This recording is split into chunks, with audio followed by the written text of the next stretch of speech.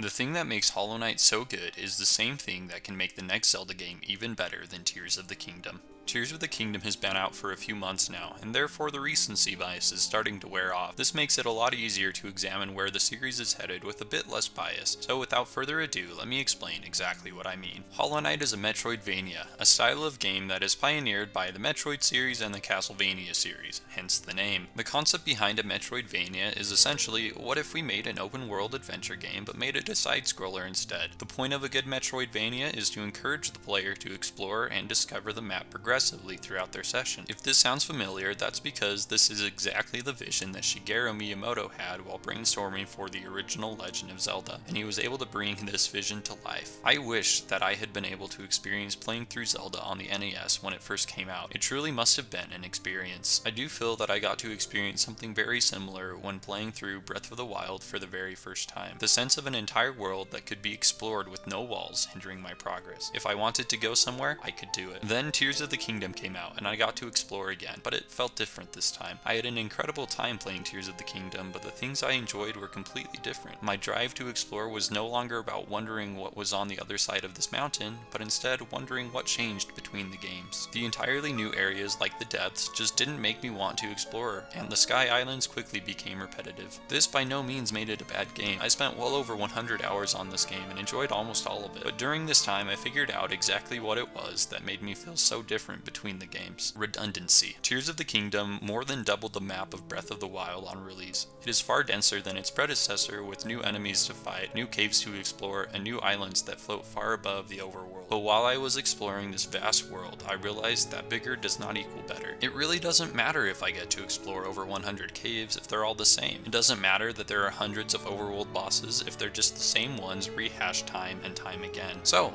how does Hollow Knight fix this problem? Well, Hollow Knight is an open world game in its own right. There is barely any railroading in the game, and even when there is railroading, it doesn't feel like it. It truly feels like you are allowed to discover this world by yourself. When you unlock a new area, it doesn't feel like the game made you go there. It feels like you were the one that figured it out. Breath of the Wild and Tears of the Kingdom both do this very well. All chains are removed from the player and they are allowed to simply explore. Where Hollow Knight is able to exceed, however, is novelty. While exploring in Hollow Knight, you never know what to expect. There could be a simple key down this corridor, or maybe it's a new charm. Heck, there could be a brand new ability around the corner. The only way you're going to find out is by exploring. In Tears of the Kingdom, you know exactly what to expect from everything you do. If you beat a shrine, you get a blessing of light. If you beat a Gleeok in the sky, you get a sage's blessing, or an old map that leads to a piece of armor that isn't that interesting. When the game does reward the player with cool items, they manage to suck the fun out of it anyway. The Master Sword is a legendary item passed down from before recorded history, imbued with mystic energy that can repel the darkest of magic. Somehow, it's less deadly than this stick that I glued a horn to, and it will break if you swing it too hard. The only thing I got while exploring in Tears of the Kingdom that was really cool was the auto build ability. Everything else felt like homework I had to do before I was allowed to fight Ganondorf. Okay, that was a bit harsh. Being able to put my hood down was well worth the side quest. The point I'm trying to make is that the gameplay loop of Tears of the Kingdom is repetitive and unrewarding. So how do we fix that in the next game? The first thing we need to do is cut way back on content. There is no reason for there to be 1,000 Korok seeds. Nobody asked for this. Why is it here? Instead, we can make the limited number of areas in the game feel entirely unique. Have unique enemies and unique treasure. We can give the player new abilities or items as a reward for exploring this area. Additionally, we will make the new items a substantial upgrade that lets the player do new, cool things. We can keep the open world design and let the players explore whichever area they would like to in whatever order they choose. The dungeons will be a mix between open design like in Tears of the Kingdom or linear designs like Ocarina of Time. The main emphasis of the game will be on giving the player a unique and rewarding experience no matter where they go. If this whole game concept sounds familiar, that's because it's a game that already exists. It's a link to the past. Seriously. Nintendo already nailed the concept of what an open world adventure game should feel like, and they did it in 1991. This game is a masterclass on game design. I really spent most of my life thinking the reason people loved this Zelda game so much is because they had their nostalgia goggles on and could not form an unbiased opinion. But then I played through the game by myself, to 100% completion. And now I get it.